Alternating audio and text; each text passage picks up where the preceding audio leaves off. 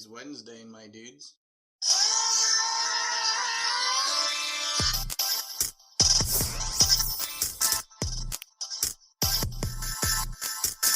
Welcome to another Wednesday Toast. I forgot the name of our show because it's been several things. Lex is out today. He's a little under the weather, and you would have been able to hear his silky, sexy, bassy voice, but yeah, it's just too bassy. So today we've got a special guest, Mr. Sequential Plastic himself, Zach. Hello. He is here to talk about. Okay. Let me just tout on him a little bit. He's a photographer. He's a musician. He's a comic creator. Anyway, he was gracious enough to join us on the show today to talk about his newest endeavor, which was a toy photography comic, which was a pretty big deal. Tell us a little bit about what you initially did for the structure of your comic, and tell us a little bit about the comic itself. All right.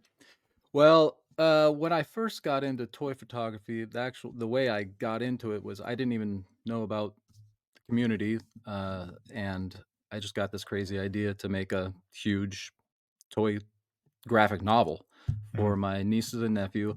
So various things happened in life where I had a bunch of time on my hands. I was taking care of my grandparents at the end of their life, and I was on night duty. So I was up all night, and I was just kind of, attending to their needs, but I had a lot of time to kill. Mhm. And I needed a project that was quiet and engaging. And I had this toy comic in my mind for years, but I never had the time to do it because it's a huge endeavor. Finally, I had the perfect opportunity. And at the same time, I had grown up. I had spent a lot of time with my nieces and nephew as they were growing up, and all of a sudden, all that time disappeared. So I was like, this is a perfect opportunity. I have the time. I have a reason to do it. I'm gonna make them something very cool. And I did. I made this huge graphic novel for them with Mario and Sonic and Gumby and all their favorite characters. Okay, or it's maybe my favorite characters that I hope they would like. Sure. And just kind of a way to, you know, spend my time doing something constructive, something cool, something different, something that I always wanted to do. And I fell in love with it. I had no idea that there was a huge toy photography community. Along the way, I found people like Sir Dork. He helped me a lot with, his videos on how to do, certain effects and stuff. But still, I didn't really know that there was like this big community. I wasn't on Instagram or anything. Mm-hmm. Finally, mainly my brother was like, dude, you just put it on Instagram, see what happens. Well, harder said than done, or easier said than done, because releasing a comic on Instagram, pretty tough, especially when I had. Well, I know this is an audio only, but I'll show you. I made it into a book, an actual graphic novel. Okay, That's amazing.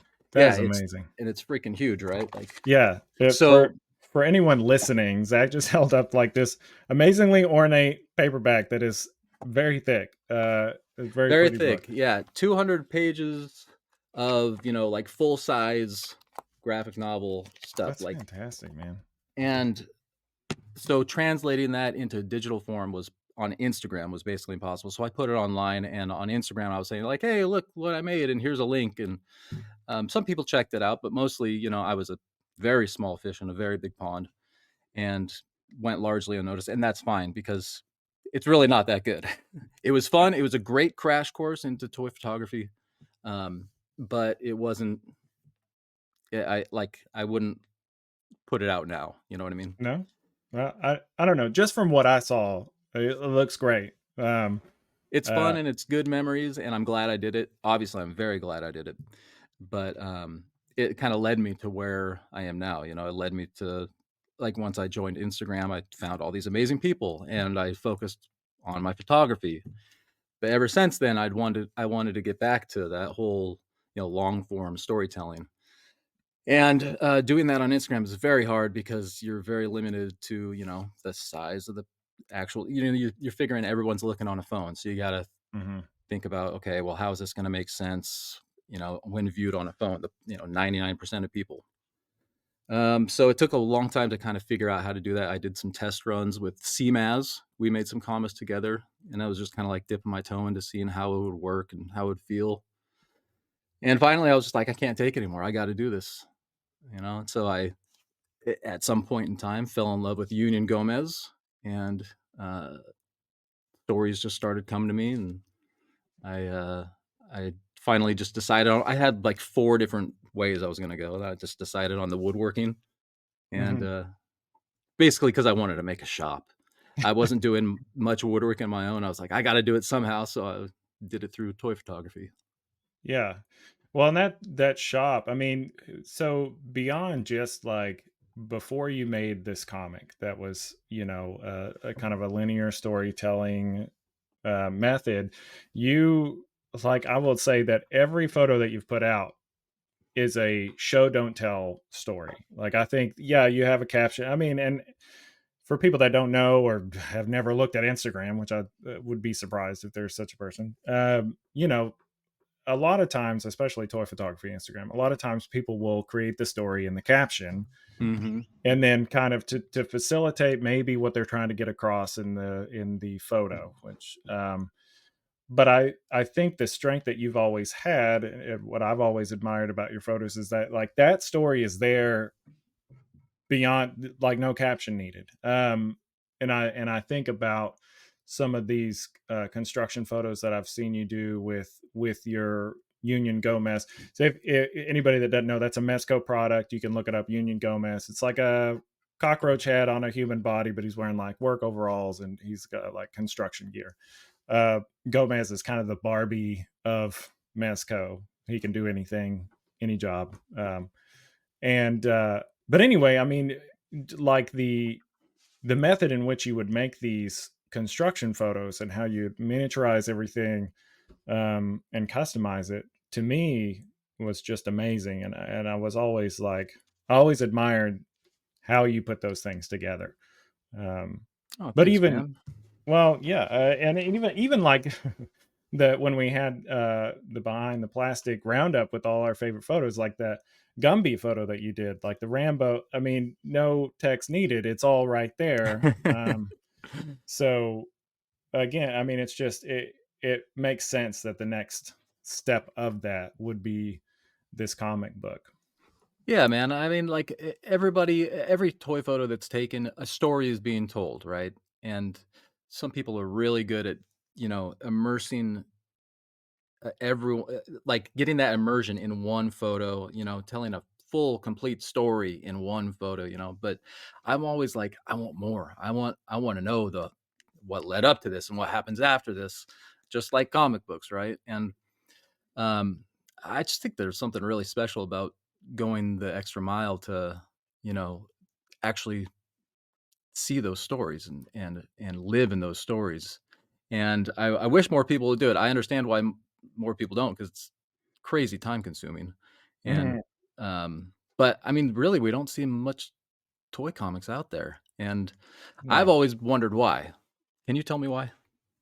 Well, I can tell you, like, I mean, personally, um, looking at the difficult, so in my mind I'll see the scene and um like if I'm showing an action scene, I want like I know this thing would work in motion if I could do that. I Hmm. I've never wanted to get in stop motion because I just don't think that I have the patience for it, but um like I'm like, okay, he leaps, this makes sense, this makes sense. How do I take one still and make this all translate well? um and that could be why, because then people have to show that sequence. But looking through some of the panels that you did for your comic is Oscar's Adventures in Woodworking, is that correct? Did I That's say that right? correct. You Okay, I did. just want to make sure. So Oscar's Adventures in Woodworking is this comic that you've put out, and some of my favorite sequences in this are the way that you show motion in that still photo, like when characters are getting tossed into each other or they're knocking things over, and seeing the behind the scenes of how you've created this motion. I don't know if a lot of people have that kind of patience. So, I I think you're right. I think it does come down to patience. It does take a long time, and, but I always kinda wonder, like, do people even really want this, you know? Like, I'm not saying I'm not saying am I gonna is that gonna stop me from keeping doing it? mhm, Because I'm going to. But I'm wondering if, like, people even really like, people love comic books for sure, and people love toys, but do the when the 2 come together, like, it's kinda surprising to me that there hasn't been more of it, and there hasn't been, like, actual books put out, that you can get at the bookstore, at the comic book store. Um, and I wonder if that's a case of people would rather see it drawn, or if the case that, well, people aren't really doing it, therefore we don't really have them, you know? uh, yeah, yeah, I do wonder. I know that DC did do some comic variants of covers with, Just covers, right. yeah, and I would say, like, okay, I have this Spider-Man figure. Okay, Mhm. um, in my mind, I'll do a pose, and I'm like, okay, I can make this work. But in like the two-dimensional idea, or I'll try to copy a pose or whatever, like the two dimensions of it makes more sense to me than trying to get the angle right of the photo. So I'm wondering if that's why it kind of leans towards the drawn medium. But I mean, I think even though toy photo comics have existed in some form, I think you're a big trendsetter here because you've spent the time in it. And maybe it is the time taken. I mean, Yeah. I have read a book that was about like comic illustration, and even digitally, I was like, it takes me about 8 hours to finish one page. Yep. So I don't know if that translates well to toy. I guess maybe. I mean, anyway, any comic takes forever, and whether because think about the dudes who are drawing it. You got a penciler, then you got to ink it, then you got to color it, Mhm. then you got to letter it. It takes forever. It's a huge endeavor, and so it's I there was a quote I can't remember. One of the dudes I really like was like, "It's a miracle that any comic is ever released because Mhm. there's so much that goes into it." And I found that to be the same thing with this, especially because I was the one doing, building the dios and writing the story and doing the shots and editing everything. It just takes an insane amount of time. Part of me thinks that that's the reason, that if people saw that it was like, or if people fell in love with doing it like I have, that maybe we'd see more of it. But it is definitely a labor of love. Yeah. I guess I'm saying all this because I want to see more. You know, Mhm. CMAS is pretty much the only other guy that does it on a regular basis that I know of. There are other guys that kind of dabble in it. Um, and Fernando, did you see this? Fernando is Shava Fernando on Instagram is Uh-huh. doing a Indiana Jones series. Oh no, I don't think No I've seen idea it. what to expect, but it's coming out on November 1st. There's a plug for you, Fernando. There you go, Chava Fernando on Y- Instagram. Yeah. And just for anybody that didn't hear me or wasn't paying attention at the beginning, if you're wanting to see the work that we're talking about, Sequential Plastic is Zach's handle on Instagram. So please check it out. You'll kind of understand uh, more of what we're talking about. Have you thought about publishing that on any other platform or? I've been toying with the idea of getting some actual books printed and selling them for whatever it costs to actually print it. Yeah, There's no way to make any money off this.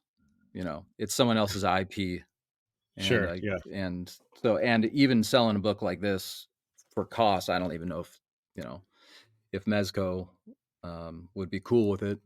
It'd probably be a do it and ask for forgiveness later type of thing. suggested donation of whatever that cost is. Yeah, I mean, like I'm not, I don't know how there's I don't know. I don't know what to do about that, but basically it is a whole different thing seeing it on the little phone screen and then seeing it in book form. It's just a Yeah, whole different thing, and it's the way it's supposed to be viewed, right? Comic books are supposed to be books in your hands. So I'm trying to figure out what's next for that. I think if the right company would get on board and be like, "Yeah, man, like let's do something. Let's make a book," you know? like Nickelodeon and the Ninja Turtles, right? Can Right. you imagine that? The way they sling their IP, you'd think they'd be down for it. Yeah, Man. maybe I'll write them a letter. Yeah, Who knows? that's a good idea. So as far as the process is concerned, so you wrote all this out. Like, tell us a little bit about that. Uh, Yeah, I had the basic idea of Oscar being Gomez, but Gomez goes into hiding for various reasons, and he becomes a woodworker, and he's set up this shop, and he's just kind of trying to escape his past life of being the world's greatest. You know, I can't really call him a superhero, but we'll call him a hero. yeah, He's the leader of the Hazard Squad, but he's had enough death and destruction, and he just wants peace. I thought that was a cool angle because Union Gomez is such a unique character, yeah, uh, and it just made sense in my mind. So everything just kind of snowballed from that, and I really wanted to use Atticus Doom in this story. Like I was actually before when the first pictures I saw of Atticus Doom, I was like, man, this guy needs a story, like hmm a real story. And then I saw Gomez, kind of things started, fleshing out in my mind, and I ended up going with one of many different storylines that I was thinking about. I had to write the whole story first before I shot anything because, based on previous endeavors, I knew that if I didn't have everything written and squared away, I'd get lost in the weeds trying to figure things out along the way. sure. Um, so I wrote it. I started building the shop as I was writing it and finishing things up. And that was I started building the shop in April. Wow. So, yeah, it's been a long process. That in that shop again. I mean, it's so impressive how many tiny details you have in there, and in it. I mean, as a child of a carpenter, like seeing I mean, just the way everything's organized, probably the most well organized wood shop I've ever seen. Oh, for sure. But yeah, just the tiniest details. I mean, it's one of the best dials I've ever seen, to be Ah, completely thanks, honest. man. And I say that not only because it's an amazing diorama, but because it is so accurate and it's not playing towards anything crazy. It is like this is a wood shop. This is what it is. Yeah. Um, uh, and it And just and turns I out I'd so never well. seen a wood shop before. I was like, "Ooh, this is perfect," because you see all sorts of dios of castles and, Mhm. um, whatever, the street scenes or whatever the case may be. I was like, "Ooh, this is perfect. We got a character that needs a wood shop, and I've never seen a wood shop, and I'm gonna build him a wood shop." That's it's so good. So uh, so let's get into the dial piece of this diorama for all those that aren't buying dials all the time. Is what we call. So you know you have the story written. You're starting to build the dials. Like, did you have a lot of those plans kind of nailed down before you jumped into it, or? I did not. No, I just kinda had vague ideas. The wood shop, I had the best idea of what I was gonna do. I knew I wanted to build actual woodworking machines and, you know, make the shop that I've always wanted, I guess you could say. The other dioramas, like the traveling to Vex's world and Vex's lair and all that, I was just like, in the story, it just says travels to Vex's world, Mhm. enters Vex's lair. I don't know. I didn't know what I was gonna do. And, luckily I had some time to think about it and form some ideas in my mind as I was shooting other stuff leading up to that. But really, when it comes down to it, okay, it's time to build the diorama. How are you gonna do it? I have no idea. Let's just start building. That's just kind of how it comes about. Very rarely do I have a real good idea of what I'm doing until I'm actually doing it. And I totally feel you on that because that's generally how I like. I'm not even great about remembering to measure things before I start like cutting diorama pieces. I'm like, oh yeah, this will work, and I'll throw these scraps together. I don't do a lot of them, but I'm generally impressed with myself, even if nobody else is, that I've Oh, we're actually all very done impressed it. with you. Very impressed. Well, I appreciate it. But I mean, honestly, I don't even think, and this isn't. I don't mean this as a self-deprecating thing, but I don't really think that they could even compare to what you've put together here. Well, I would disagree with that. Well, kudos all around. I would disagree with that because listen, for this stuff, it's like you're spending so much time in one. Like in the shop, we spent 5 or 6 issues in the shop, so you're getting like fully immersed in it. You're seeing all these little details. You know, the first issue you see this part of the shop, and then the second issue you see even more of it. You know, you're getting to know it. You're living in it. For single shots, you know, you're seeing one angle of one Mhm. diorama, and all this work that you've put into it is great, but you're only seeing a small fraction of it, you know? So you can't really appreciate it for all it is. You know, so many of the comments that I got were in later issues like, "Oh my god," you know, like, we're in issue 3 and I'm just seeing this part of the diorama for the first time. And that was, you know, by design. You know, I needed a way to keep people engaged, and part of that was, you know, kind of unveiling things as you go, right? But I don't downplay your own skills, man, because you're amazing at it. And like all those dios that you've made, you know, do you frequently reuse like, okay, I'm going to reuse this dio again, but from another angle? Oh yeah, yeah, yeah. I see you do that with other people's dios. I don't know if I see you do that with your own dios. Well, a lot of time, what I try to do is I'll build things that have a lot of modularity to them. So it may Hmm. only be like a wall, um, and then I'll just put it in the background, uh, because I want like a sewer grate that's showing Hmm. light through it. So I'll throw it in the background, or I'll do Yeah. like a tunnel, and I'm doing it from this angle now. I'm going to throw this piece behind it, so I have that. I made like a kind of a church rooftop type deal. That I've used a few times. I don't love it though, so a lot of times I'll kind of, it's in the background as well, or I'll zoom in on the what my style of shooting is very character centric. So in my mind, when I'm thinking about what people are looking for in a photo, when you're on Instagram and you're like doom scrolling on Instagram, a lot of times you're going to get random likes from people that aren't necessarily in quote unquote your community, because they're just like, oh, I know that character, boop boop, you Right. know. And so that's kind of, I know other photographers that like, they're like, I want to get more of the background in there for this character profile or whatever. And me, I'm like, well, let's see, so 4x5. Let's just okay. Um, and so I think that's probably why there's not a lot of like showing off, and I'll keep a lot of them simple for that reason. Um, but you know, even so, like you're talking about background details, you honored me by putting one of my photos in the background, Yes, and sir. that was one of the coolest things, is seeing like those little nods to other photographers or other work that you enjoyed or whatever the reason. You know, those little Easter eggs, Yeah. were really great. Um, Yeah, man. That's half the fun, really, like when designing a diorama. For me, like even if you go back before all the comic stuff, you know, so many of the dios that I kind of quote unquote threw together, you know, would have little Easter eggs, you know, kind of get in the mind of the character, you know, where is he? What is it his place? You know, like there's a turtle shot I did where I had the mutant mayhem turtles and the 90s, you know, movie turtles, and mhm. they were kind of crossing paths or hanging out. And so like whose lair is it? Is it the new guy's lair? Is the old guy's lair? Oh You yeah. know, and including all these, you know, like framed picture of Eastman and Laird, you know, and just all these little things. That is totally the fun. Building the diorama, kind of a boring pain.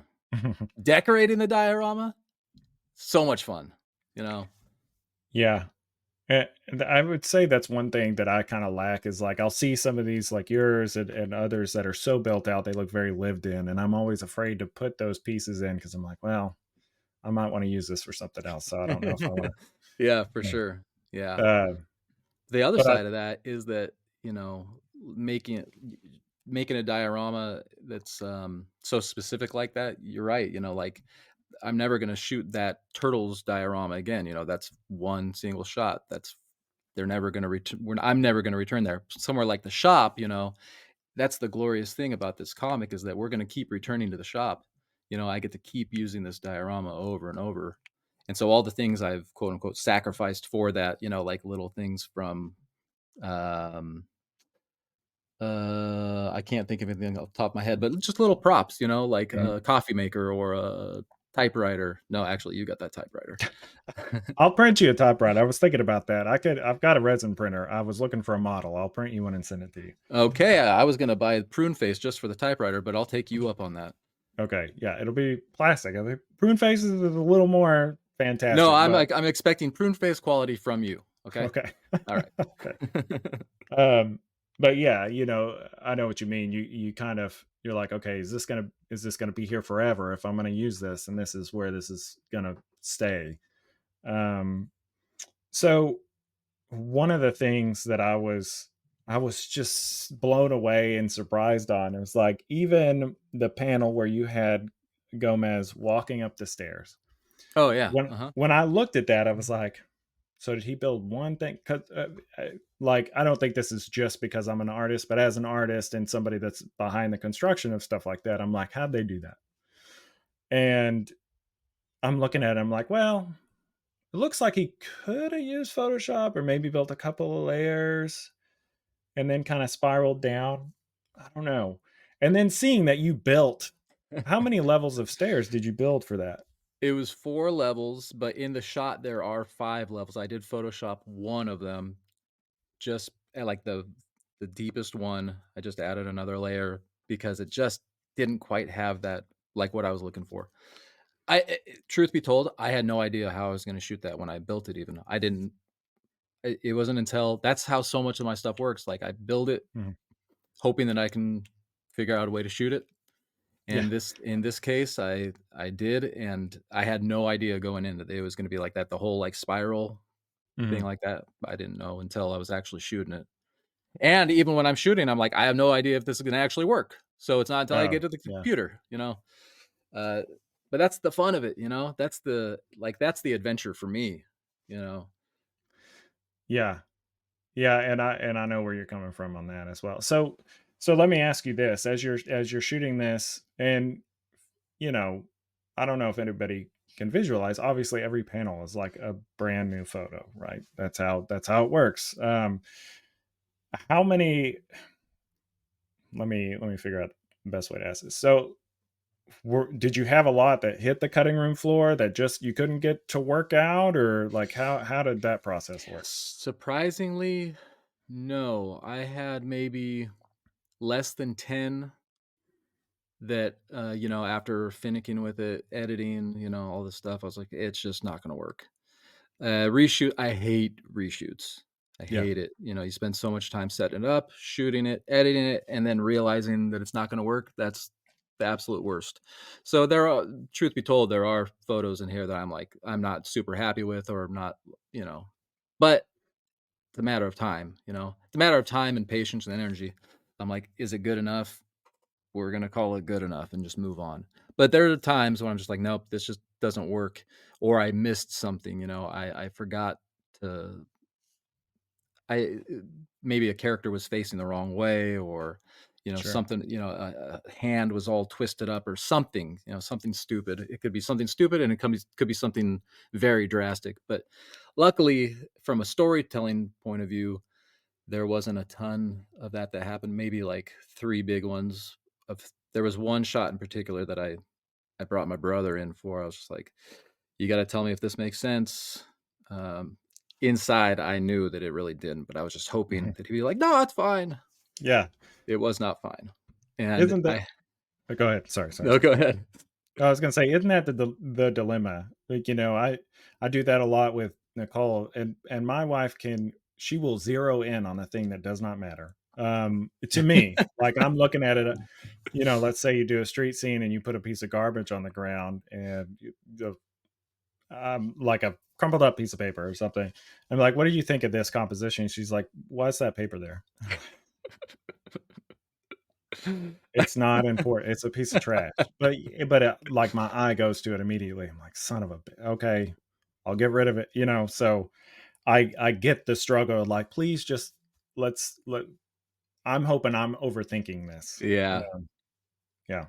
That's important stuff, and, like, if in a perfect world, I'd show shots to, like, a handful of people beforehand just to, like, get the feel of if it's working or not, or what's drawing the attention and all that. But the other this it's a double-edged sword, right? Because you do that, and then you're gonna get feedback, and there's Mhm. gonna be people say, "Well, you should shoot this," and then you are gonna have to reshoot.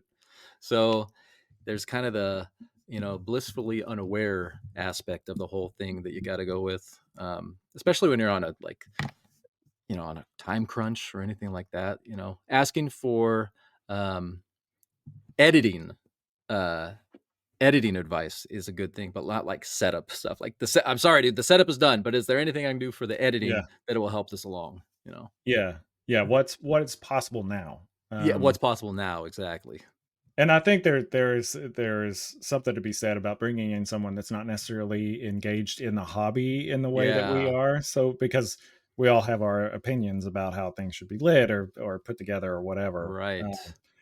So yeah, that's that's interesting and funny um, that we all go through the same stuff on that. Yeah. Um, another so Another thing that I wanted to bring up, and maybe you can tell everybody what issue this is so they can go look at it specifically, but everyone should go read this comic. But there was one where Gomez is being tossed, and you used just a shit ton of fishing line Oh and little yeah. wires and stuff like that to really sell this illusion. So maybe you could kind of set that up and I want to know how long that took you to put together, really. Oh man, that was probably the most time-consuming issue. I believe it was issue 11, called "The Philosopher's Oculus," and basically Vex has banished Atticus into this magical box, so he can't come to the rescue, and then he's just throwing Oscar or Gomez around his lair. And at first, I was like, man, I put so much work into putting every little thing in this diorama exactly where it should be. Everything was set up on the table and on the shelves, and everything was all beautiful. And like, then I realized I had to destroy it all, to get the effect I wanted. Because at first, I was like, he's going to throw him into the wall. Doesn't really have as much impact as I want. Okay, maybe he'll throw him into the chair. Okay, it doesn't really have. I was like, oh my god, there's this table sitting there with all this stuff on it. Mhm. That could be cool. So I decided to do it, and I'm glad I did because I think you said it was your favorite shot, Yeah, and just how complicated it looked and how yeah, much motion is in there, yeah, it really was sold it. it was. Oh man. Well, first of all, it was hard to figure out how to actually make it look like he was getting smashed into a table. You know, getting the body language right of okay how he would hit and how his head's tilted. Um, and how to make him stay in that position, that like there's this whole first layer of like, okay, getting him on the table like he's actually hitting the table, making it look like everything's actually in motion. Then you have to deal with all, the 20 things that were on the table that are now flying around, right? Mhm, So there were a couple things that I just got lazy and put them on the ground. Then most of the things were, yeah, attached with either wire or fishing line. And it's not even like you're beyond patience at that point. You just have to get into the zen of it, just like put on some music, just get in the zone and just keep looking through that camera lens, figuring out where every little piece needs to hang to fill up the space. Some things really close, some things far away. mhm. And when things all fall over, start again. Yeah. You just got to go with it. And then because the way I light things, I do multiple shots holding the light in different areas to really get the lighting I want. I've Uh-huh. never been good at like setting up 2 or 3 lights and just taking one shot. I'm like take, 15 shots with the light in all these places. So when I'm doing that, God forbid my hand hits one of the, you know, pieces of wood that's holding all these fishing line attachments, and then everything moves. Then you got to start all over because now nothing's going to line up. Yeah. So yeah, you learn to be very patient with this stuff, and but that's also kind of like, I don't know, it's a weird sort of fun in it. Like, how far can I push this? And I don't want to push it that far for every photo because photos like that have a lot of impact. If every photo was like that, you're not going to have that kind of impact. You know, Right. Yeah. so Yeah. there are a lot of panels that are, okay, I'm going to rely on just lighting to or dialogue or whatever, little nuances to help keep the story going and keep you interested. Because if everything was just gunfights and rampage and all that stuff, then yeah, I think personally, I think it would be boring. You know, you got Well, to have those dynamics. yeah, yeah. I mean, it definitely it the best kind of TV shows are ones that have those peaks and valleys as far as action or however the story's going. Um, yeah. So the yet another thing that you pulled off very well with this. No, thanks, man. Yeah, I cannot imagine. I got frustrated this week because I was trying to take a photo and I was trying to balance things and I just couldn't. I I remember tried you it. telling me about that. Yeah, and you said That you never even got the photo. Did you end up getting the photo eventually? I ended up just going a different route. It just Yeah. was going to be impossible, because of what I was trying to do and the figure I had. His shoulders if you used a certain angle, they just weren't going to hold his weight. Mm-hmm. So yeah, just wasn't going to work out. But and that's frustrating when you're already going through like not necessarily ideal withdrawal, but it's like the motivation to take a photo, can Mm-hmm. be kind of like, I know what this is going to take, and I don't know what kind of dial I want to use or what I would like. I've got a pose in mind, but I don't want to, I don't know what the setting's going to be on this.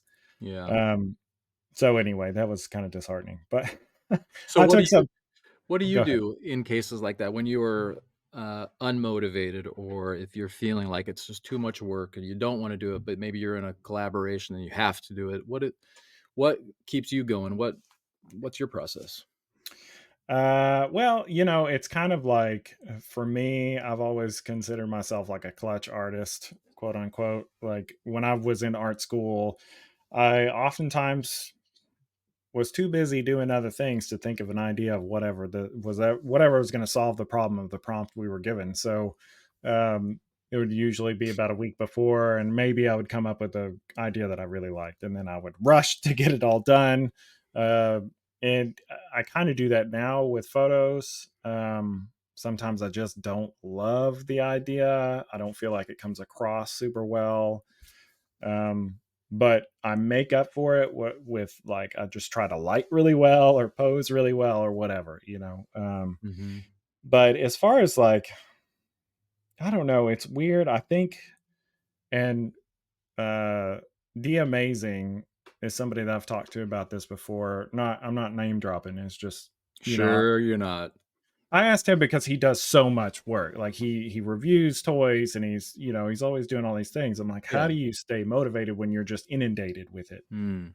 Um, and anyway, he was like, I just, for lack of a better phrase, just play with the figures and see. So if I can't come up with an idea, I'll just get out the figure that I want to use and mess with it until I'm like, oh, what if he did this? And what was this is here? And maybe study a comic book or two to get the posing that I like. And I don't know. That's kind of it. Do you find that helps you looking through either other people's photos or comic books themselves to get poses that resonate with you? Yeah, I think so. I think like that, like the setup that we're talking about of yours, it sold the weight of if this guy were 6 foot tall. It sold the weight of someone being tossed into a table so well that I'm like, that's it. You look for that kind of thing beyond like it's a superhero or it's a comic figure or whatever. It's like where's the weight? And to me, Mhm. selling that kind of posing is the most important thing. And looking through other people's stuff for those ideas is, or acting it out yourself. I'll do Yes. that a lot. Yeah, Uh, so will I. I actually have so a big mirror in here to help me with that too, because it's crazy how well that works. you know? You can feel something, like, when you're doing a like, I recommend anybody listen to this, if you're interested in this, get a like, just a, tall mirror that you can actually see yourself doing that pose, you know? Yeah. Because doing it yourself, okay, I understand where my feet are, and if I'm gonna doing it, winding it for a punch or something, Right. I can feel that, but I don't exactly know where it all lands. So to be able to see it in a mirror was very helpful for me. Just And little bonus tip. yeah, yeah, yeah, definitely. And that applies to drawing comics as well. Like, Oh my god, yeah. if you're thinking about, and I do it more often than not, thinking about where the pivot foot is for a punch. I'm like, hold on, let me think. Yeah. And Yeah. then I'll get up and I'm like, oh yeah, okay. Oh yeah, there it is, right. Yeah, It's funny, you can't really like I don't know, where is it? I'd have to stand up to find out, you know? yeah, yeah. Or you put a character up for running and you're like, why does that look so strange? It's like, oh, because you're not going to be, the knee forward is not going to be the same as the arm forward. Right. That's so little things like that you're not really thinking about. Yeah, it helps. So Well, it thank you for also the bonus helps tip. having what's that? I said, so thank you for the bonus tip. Oh, you're welcome. Yeah. It also helps having figures that are capable of doing that, you know? Hmm. Um, and really, like, that's if I was trying to do a toy comic with well, I don't wanna, like, be a jerk about any of these toys because I love all these toys, right? But there are some toys that are more Sure. articulated than others, and Mezco, I found, for the most part, is so good at getting those little nuances, and something that, somebody was saying to me a little while ago was all the different expressions I got from these characters, even though I'm dealing with, or working with, what, 3 head sculpts, maybe 4, Yeah. um, but there's like, depending on the way you angle it and turn their head or whatever the case may be, um, and it's just every toy company out there needs to be giving us at least 4 head sculpts per figure, you know? Yeah. Especially the expensive ones. But even, you know, No, I, even I'm talking everyone, just hike up the price a little bit. I'm I, telling you, I'm talking for everybody here. We don't care. Give us the higher price point, but more heads. Am I right? I, Am I right, Simon? I will definitely agree that I would, that's why, that's one reason why I quit buying like MCU Marvel Legends is that they all look dead eyed and they have no expression on their face. Yeah. Yeah. What am I supposed to do with this? Right. Even if it, yeah, give me one with a scowling eyebrow, something. Something. Yeah. Yeah, And I will. I've noticed that companies have been doing it more, We've been getting I think as time has gone on since I've been in this hobby, we've seen the amount of head sculpts kind of starting to go up, and hands, all that Mhm. important stuff. Yeah, But hands also very important. And I will say that's one thing that's surprising about a company even like McFarlane. Like I used to dog on McFarlane all day and I'll still do it. But the I went and saw like now they are $30 and to me that's too much for a McFarlane figure. But I did see they have a Huntress that has like 3 different faceplates and a cloth cape with wires and all that and several different hands. I'm like, okay, $30 is too much. I'm not going to spend that on like a Marvel Legend or unless it's a deluxe one or whatever, or a McFarlane. But if I were going to buy one of those, I would buy this. This is good. This is in the right direction. yeah. Now I haven't Um, seen that one personally, but I would think that $30 for that sounds like a great deal. it is good. I mean, it is good. It's like a it's a me thing. Yeah. you know, it's the same. It's the same. Like we were joking about doing these cheap figure collaboration just to see, how dynamic we could do it. But it was a certain property. I'm like, I just can't buy it. I'm not going to Yeah. buy a Sonic figure. No thanks. Because of the community around Sonic figures. I'm like, for a Really? comic book yeah. Well, I mean, like, I joke that Sonic is for furries that like Dragon Ball Z. Like that is what that. Not that there's anything wrong with those communities. I'm just not into it. Wow, that's a very opinionated opinion right there. Yeah, I just there's just something, and there's lots of You weird didn't play fan art. Sega growing up? I had a Sega, Did you and play Sonic the Hedgehog growing up? yeah, it was And fine. you still think this? It's the I'm telling you, What it's are your thoughts all on the Mario? oh, I love Mario, even though it's Mario hard. Mario's fine, but Sonic is a weird furry fetish thing. Again, it's not the property, it's the community The surrounding the people. property.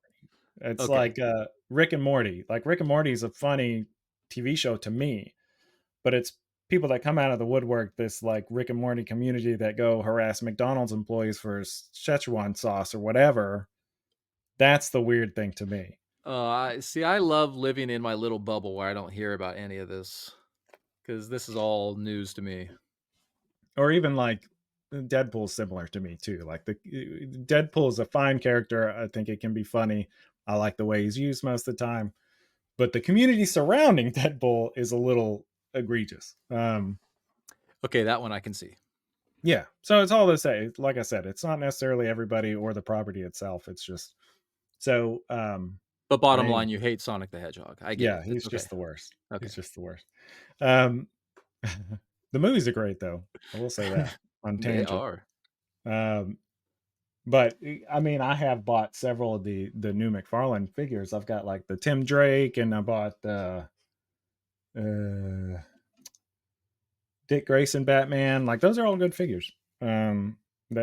So my now my threshold is raised to if it's got a cloth cape and it's not too expensive, I'll probably pick it up.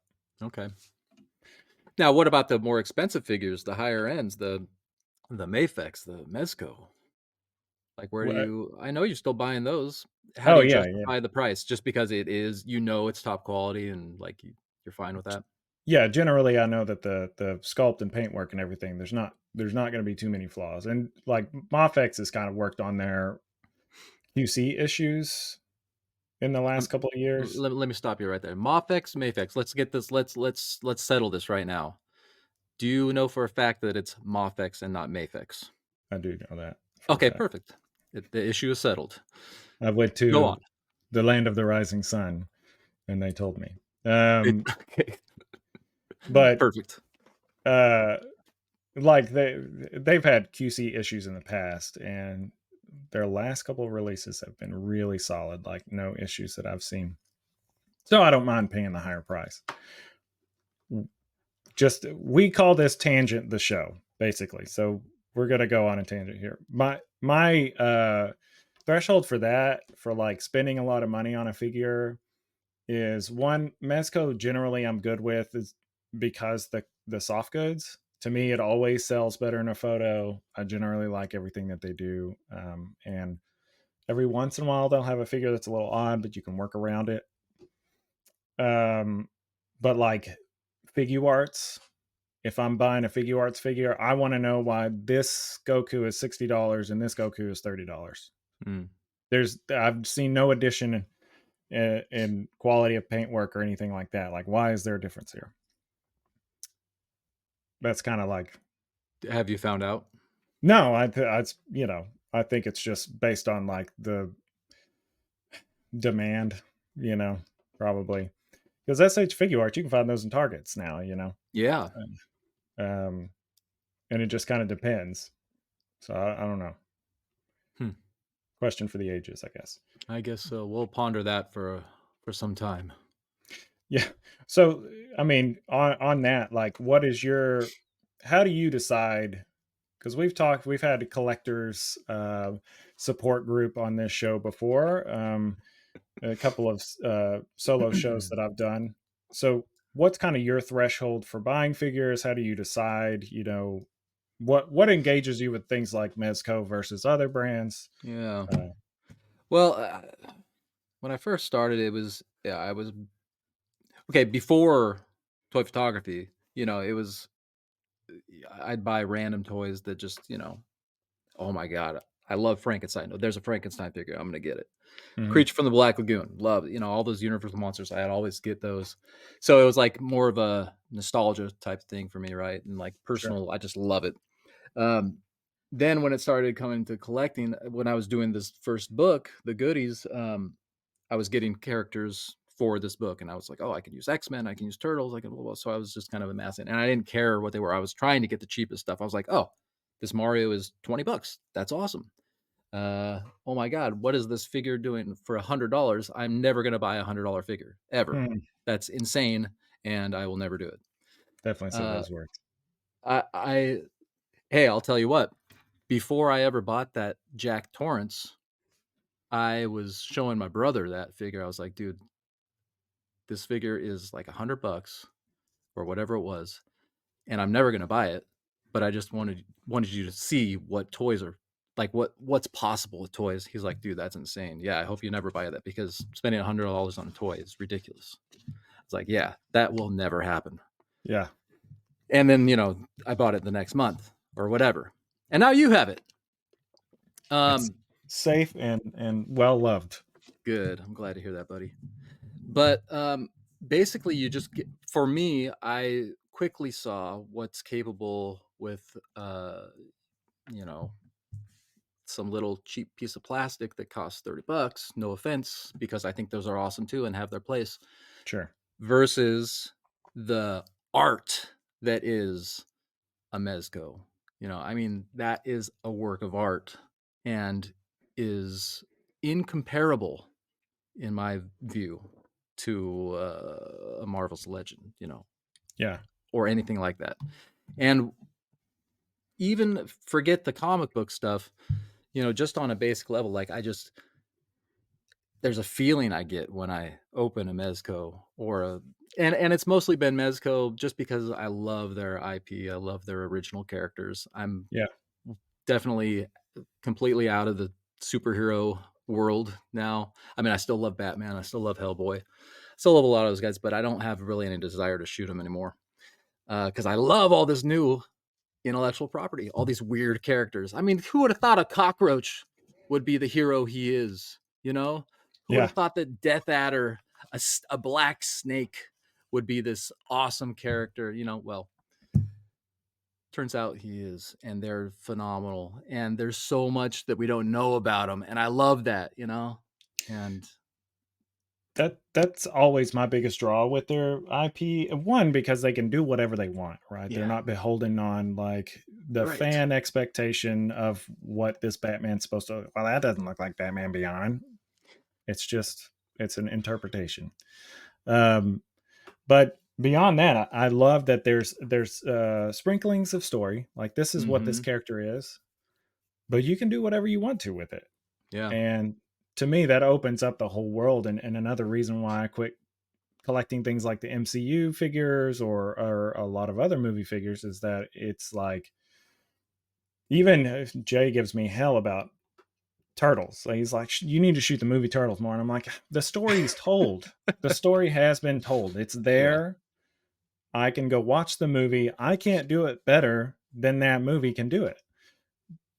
Sure, they're great, and I love to take photos every once in a while, but it's already done. Now these figures over here, there's almost no story, yeah. and I get to play around with that. And looking at your comic, it's like now I can't take pictures of them either because the story's told. So, Oh, I hope that's uh, really not the case no, no, because no, there's no. so much room. I mean, think about how many Batman comics there are out there, Batman movies, Batman everything, Hmm. And that's great, like I personally don't need to add to the Batman lore, you know. Sure. But there's I'm just saying that because there's so much room for all these interpretations of it. So I really hope that I I hope that that's completely untrue what you just said, and I hope it Yeah, does yeah. nothing but inspire you to, do your own whatever with them. I will definitely say that it's been a huge inspiration just for the amount of work that you put into it. But also, again, going back to what I said earlier about your individual photos, is that the story was told so well that I'm like, okay, now I'm looking at the way he's got this set up. And again, like the photo with him being thrown into the table, it's like, okay, I can see now how to really sell the weight of someone being chunked into a table and all the Mhm. shit flying off. So, yeah, it definitely an inspiration on that point, and hopefully, I would assume more than just myself or being inspired by that comic. I will let me interject here. I will say that, there was one photo of yours that actually helped inspire this whole thing going way back, and that was your photo of Union Gomez and the mech, right? Oh yeah, yeah. And another Gomez in the mech. I think it was Commander Gomez, right? Uh-huh. Yeah, yeah. And I saw that, man, and, that's still probably my favorite shot of yours ever because it's just everything I love.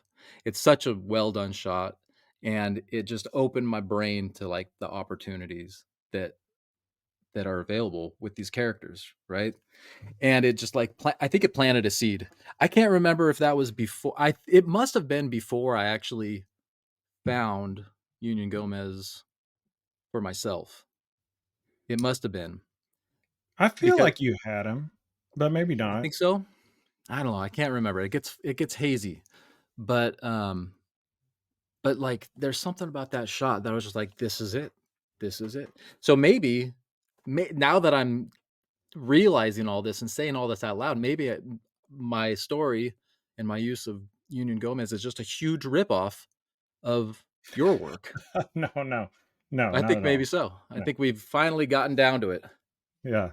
So you're saying I've inspired myself is what you know. No, I appreciate those kind words, and I was pretty proud of that shot when I took it, and then less so when they came out with the mech, and I was like, "Oh, well, I don't know. I guess it's not that original anymore." But Well, maybe they stole your idea, just like I stole your idea. Maybe everyone's just ripping Simon off. that's really what it is. Thank you. Um, this is a real conversation, right? Not happening in my head. Um, no, I appreciate those kind words, and I would say that if that is an inspiration, you took it a step further, and you really created this whole universe. And I so let me ask you this. So when I think about Gomez, it's like there are a million cockroaches in the world, right? So and I think the stealth Gomez, there are two Gomez in that commercial. So do you think that it's one guy or is it a lot of different cockroaches? Right.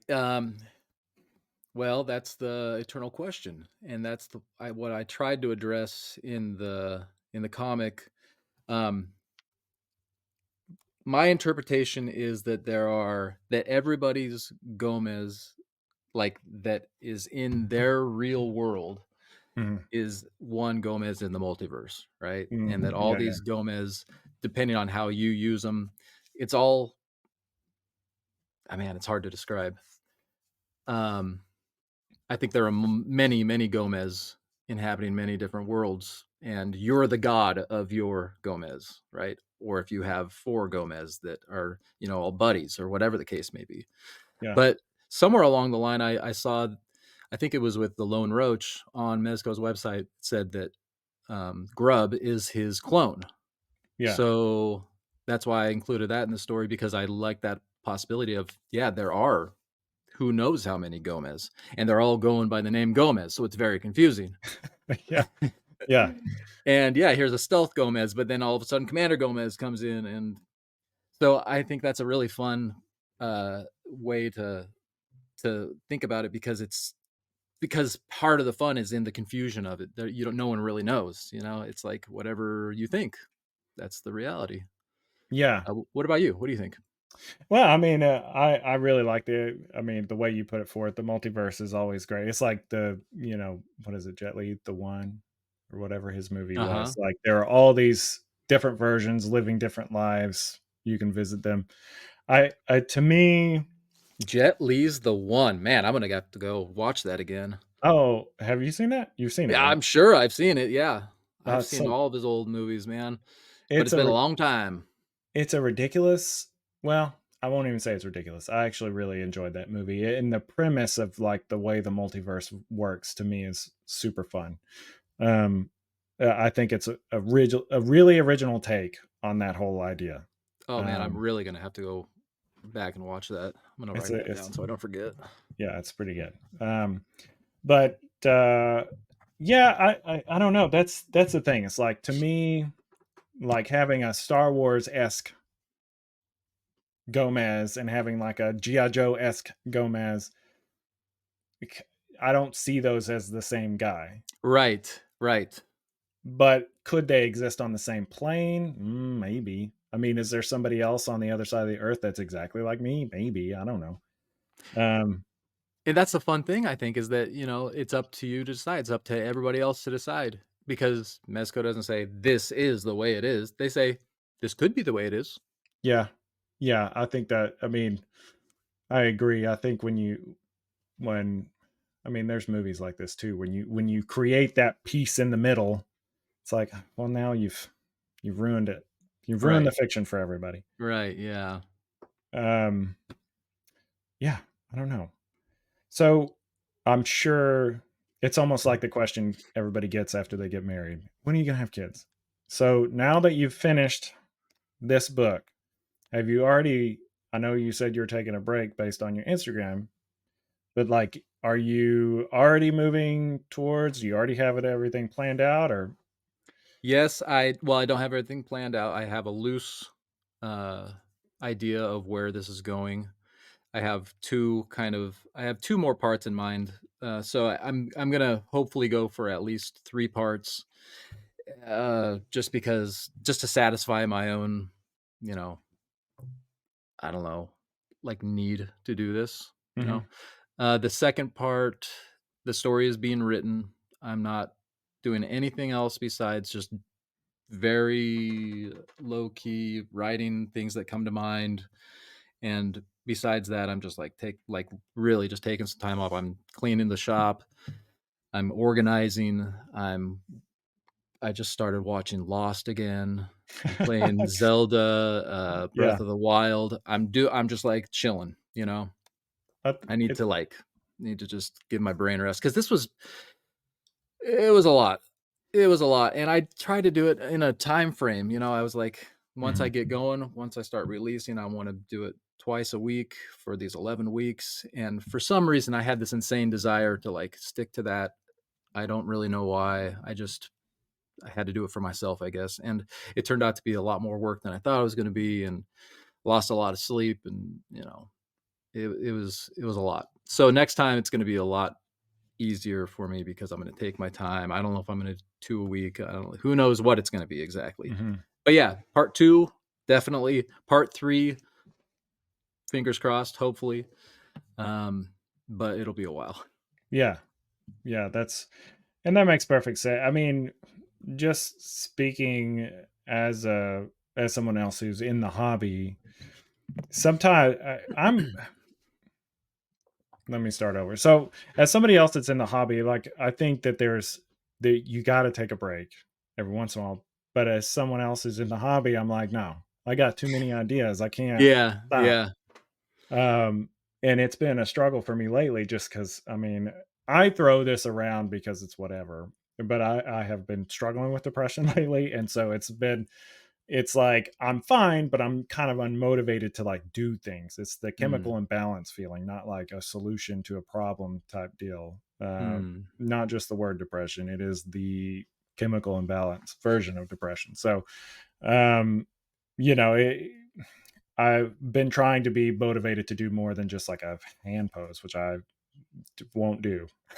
I'm not going to take those photos. But, you know, it's just like I can't imagine, especially with you trying to tell a story, trying to contain these ideas or to actually take the time to play Zelda or watch Lost. However, of a that's a pretty reckless endeavor all its own. Oh, Um, man, I listen, just pause for a second because 'cause I'm on episode 25 of season 1. It's the last episode of season 1, and I have, like, 10 minutes left to go, and I had forgotten how awesome this show is. I can't remember really what happens in the later seasons, and mhm. maybe the cloud will just clear away and I'll fall to my death here, but I'm gonna say that this show is more amazing than I even remembered. When I went through to try to watch it, I remember it's like I remember really liking that first season. There's so many questions. Of course, we all know that J.J. Abrams loves his questions, not necessarily his answers. So, yeah, I really enjoyed that first season as well, and I think it sets up a lot. I don't know if I never got. much further than the second season, I think, because I was Oh, like, really? You yeah. you didn't even finish the whole thing, huh? No, You didn't even I finish the 2nd season, it sounds like. yeah, I had heard enough about the future episodes. Eh, bad way to live life there. I I had had heard that it sucked, so I didn't watch it to find out for myself. I took n other people's opinions, no, and no. I ran with them. I got halfway through the second season, I was like, "What about this shit that happened? When is I have ADD and I need to know what happened." And I'm kinda like, it's hard for me to sit and watch a lot of things anyway because I wanna get up and do and get out these ideas that I've got, I'm whatever. I'm the same, yeah. But also, a lot of things are so predictable that I'm like, "Okay, well, I already know what's gonna happen," so I've lost interest. Um, S That's lot I think go ahead, I'm sorry, go ahead. Well, I was gonna say, on the opposite end, Lost, I think, kind of throws so many hurdles in your way, you can't really predict what's gonna happen, but I don't know if he knew what was gonna happen, so that's why he kept just throwing Well, that stuff at the wall. that's kind of the fun way to I can see that it can become like an exploratory type of writing, right? You I mean, but think of all the writing that goes into that, like, even this 1st season, 25 episodes, 46 survivors, all with intertwining stories. Think of the scale of that, of actually Yeah. trying to write that story and then trying to pull it off. It's magnificent, and I am just completely blown away all over again, probably more so. And I can't wait to get my hopes and dreams completely dashed in season 2. Thanks, Simon. Now I'm gonna think of that when I'm watching season 2. I'm gonna say, "You know what? Simon didn't like it, and Well Simon's really cool, so I well, probably gotta have this, a new opinion on I things wouldn't now." I wouldn't throw that word around. Cool. You're very cool, Simon. Uh, thank you for being the only person that thinks so. Um, Yeah, right. the, I will say that a lot of times what hamstrings me is, like, someone wants to watch the show with me, and trying to balance that out, that's usually where shows die in my household. Why is it Uh, because you start talking with that other person about the problems with the show? no, it's more like scheduling the time to, okay, we're gonna Oh, watch an hour-long show. Um, I think Lost was only 30 minutes. I don't remember. 42, 42, Okay, so 45. it is a longer form. But I s man, it's been 20 years. You Yeah. realize that? Oh god, yeah, I don't wanna I went I went to this Diwali, celebration with Nicole yesterday. My wife is a non-traditional student. She's getting her master's, and we go and there's like regular ass students there, like master students that maybe just graduated with their undergrad or they're in their undergrad now or whatever. And they were asking, so what is your like? What are you going to school for? I was like, oh, I graduated 14 years ago. Thanks for making me. And oh wow, came out of the mouths of all. I was like, And, that's enough. they just held in the second part to that, "You're old." "Oh, Yeah, wow, damn. you're old." Yeah, Like, they had the self-control not to say that part. which was nice. I That will was say. very nice of them, yeah. But yeah, it's usually I'm like, dude, I don't want to be reminded how old I am. Um, but anyway, so yeah, so I guess taking this break. I mean, is that difficult for you to even take the time to do these It other things? it is very difficult because every part of me wants to just get back in here, sit at the keyboard, make my stories, start making dioramas, all this stuff, but I do know that taking a break is good for my brain and doing some more, like, collecting of ideas. Watching Lost has already given me a bunch of ideas. Whether they actually make it into this next part, probably not. He's not Oscar's not going to end up on a desert island, at least not yet. Yeah, not with he But doesn't have to but enter the like club. anything, playing video games, watching movies, watching TV.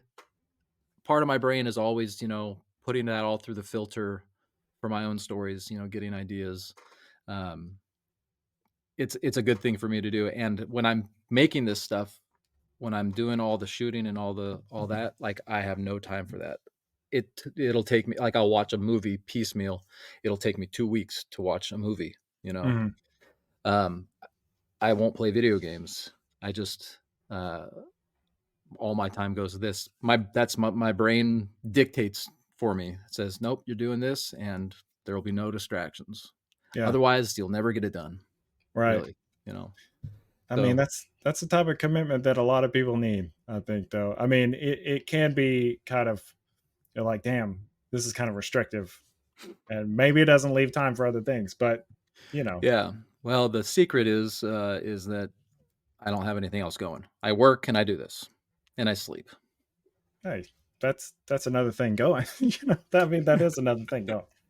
Um, oh man, well, this has been a fantastic conversation. I really appreciate you coming on and talking about this again. If you haven't seen Zach's comic book, Sequential Plastic,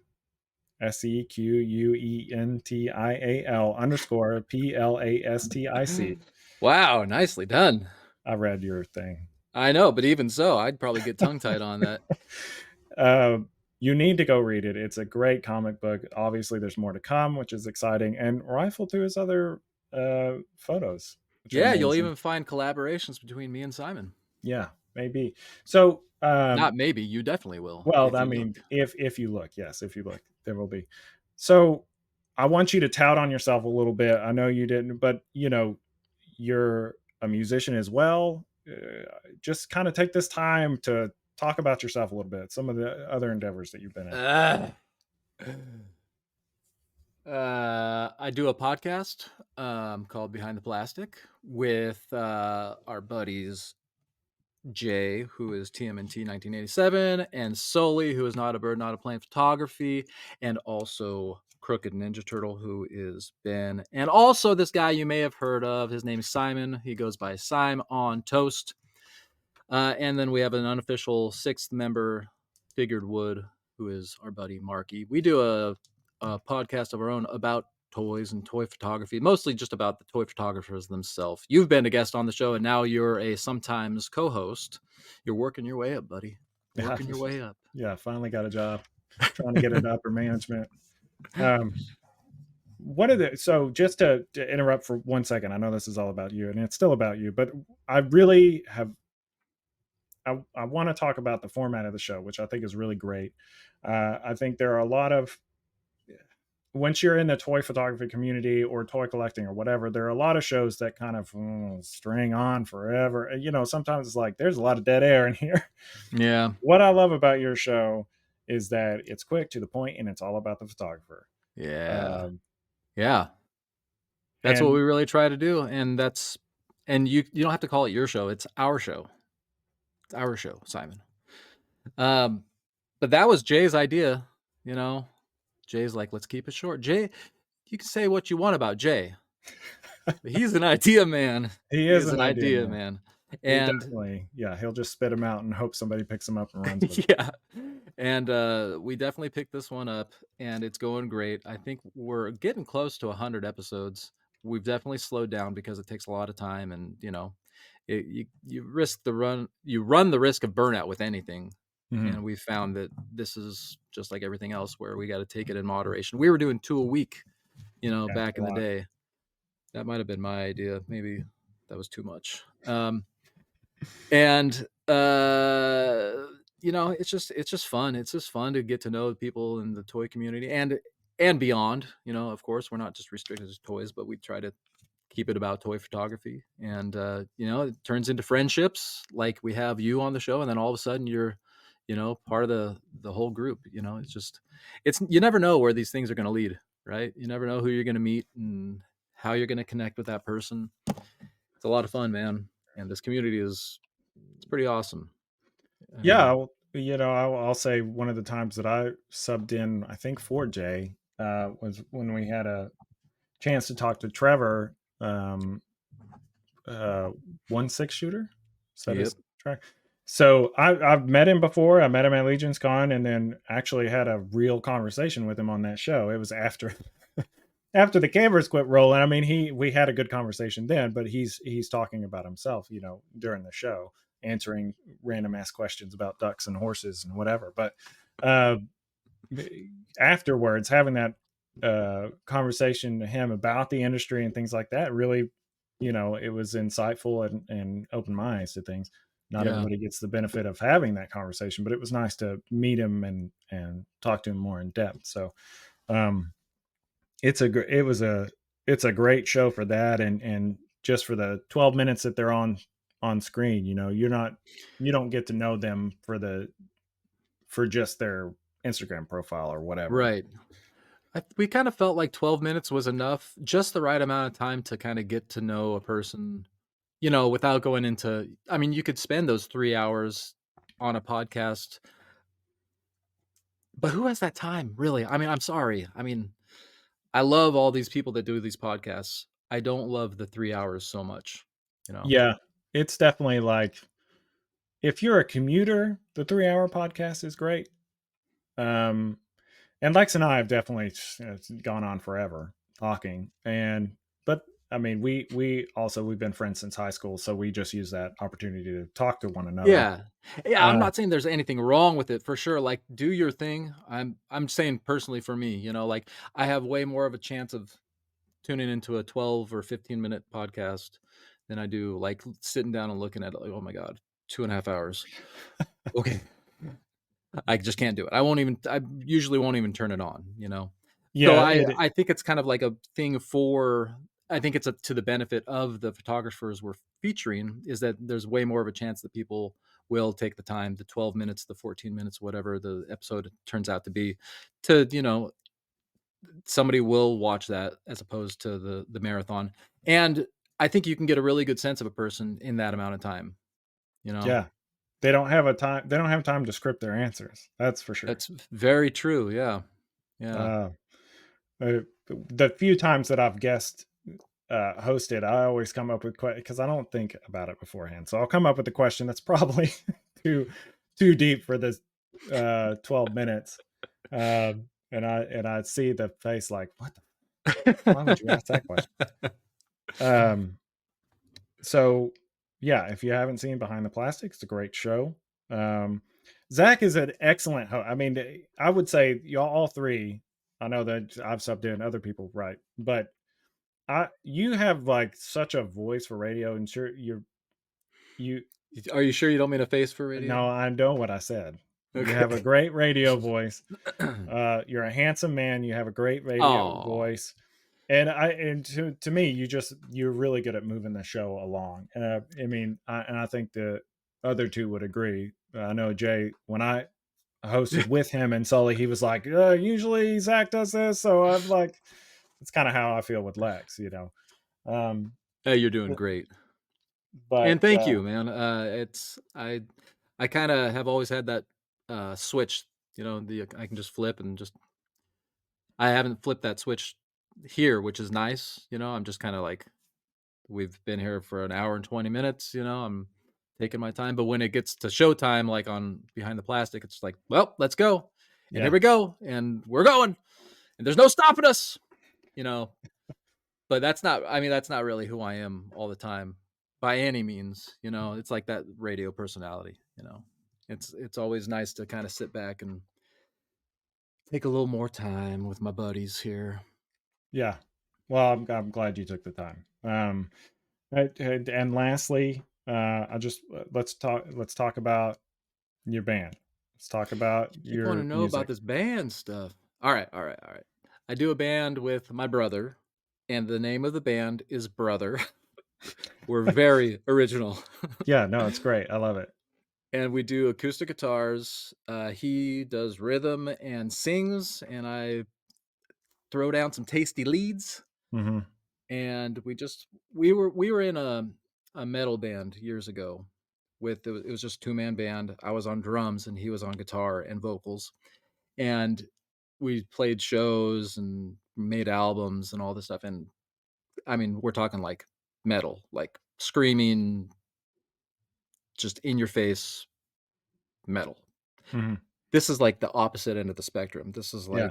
like two acoustic guitars, nice melodies, very tasteful.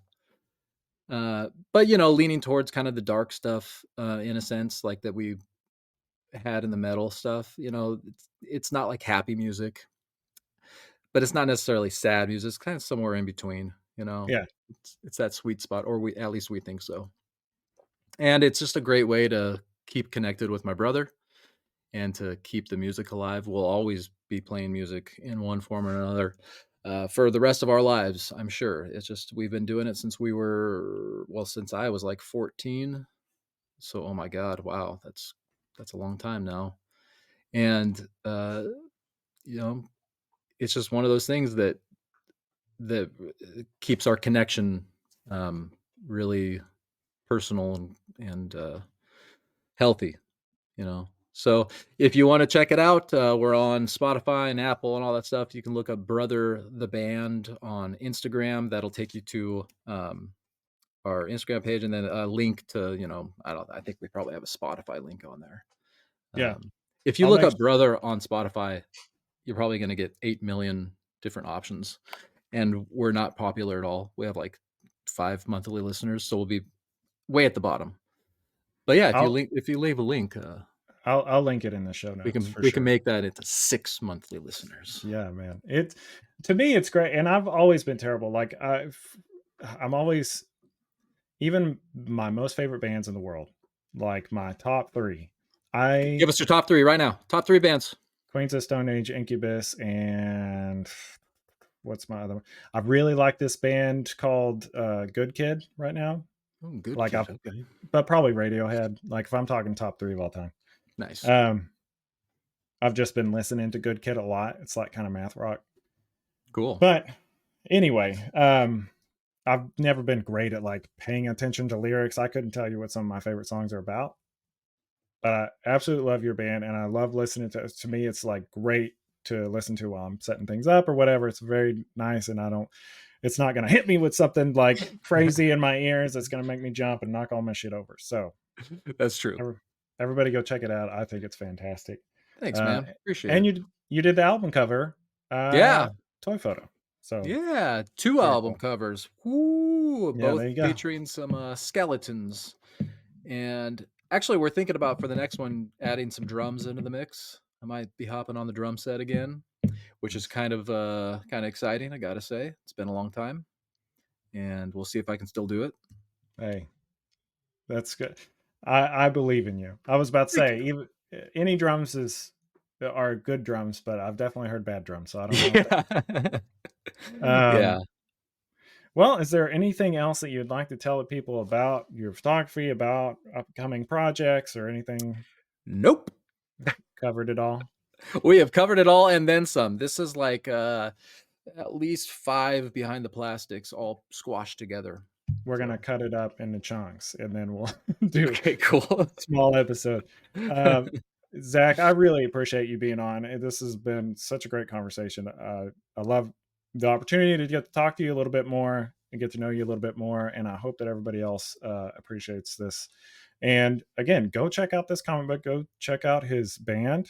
And I'm hoping that eventually you're going to be working for Mezco and putting these comics out professionally Well, for thank them. you, brother. If I not them, appreciate you having me somebody. on. It's been a ton of fun, and I mean, really, it's been an honor, man. Thank you for inviting me. Absolutely. Don't jump off it just yet, but we're circling the drain, and you'll catch you next time. Peace. See ya.